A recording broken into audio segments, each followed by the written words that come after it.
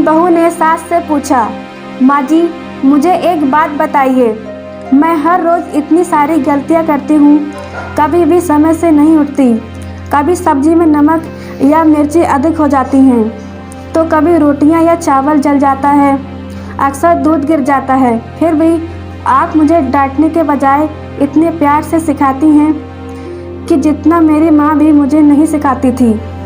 क्या आपको गुस्सा नहीं आता है? बहू ने 2 सवाल क्या पूछा।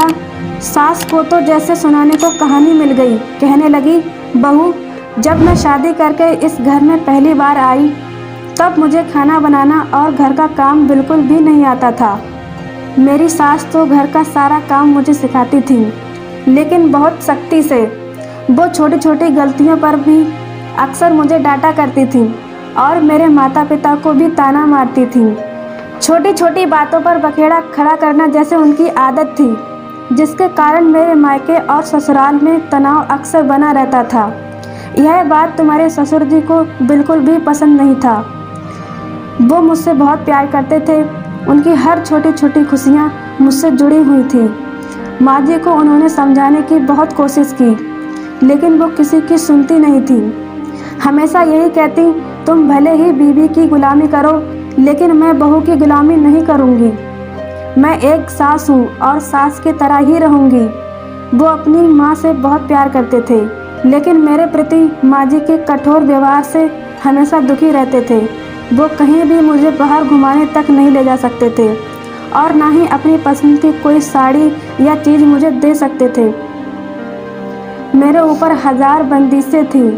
हमारी सभी इच्छाएं और शौक़ अधूरे सपनों की तरह रह गए। इसीलिए उन्होंने अपने जीवन के आखिरी समय में मुझसे वचन लिया था कि जो गलती मेरी माँ ने की थी वो गलती तुम मत दोहराना। अगर तुम अपने बेटे को खुश देखना चाहती हो तो बहू को हमेशा खुश रखना, एक बेटे की तरह माँ बनकर।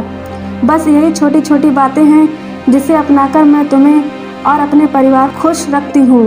प्यारी सखियों, हम महिलाएं अपने बेटों की लंबी उम्र और परिवार की खुशियों के लिए पूजा पाठ, व्रत और दान पुण्य सब कुछ करती हैं, लेकिन बहू बेटियों पर प्रथाएं और अंकुश हमेशा लगाए रखती हैं। हम भूल जाते हैं कि हमारे बेटे की खुशी बहू से जुड़ी हुई होती हैं। अगर आप अपने परिवार को खुश देखना चाहती हैं तो बहू को बेटी बनाकर उसे अपने दिल में भी जगह दें। उम्मीद करती हूँ कहानी आपको पसंद आई होगी।